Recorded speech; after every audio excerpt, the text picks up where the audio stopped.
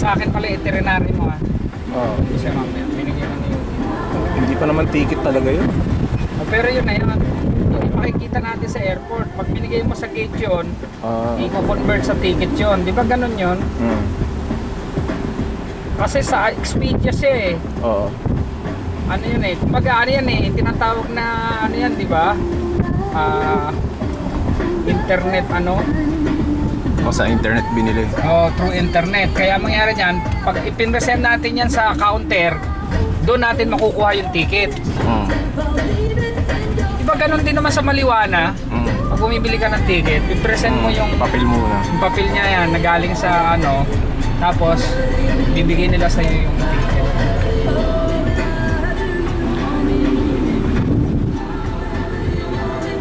Tingnan mo, pag nakatama mo yan.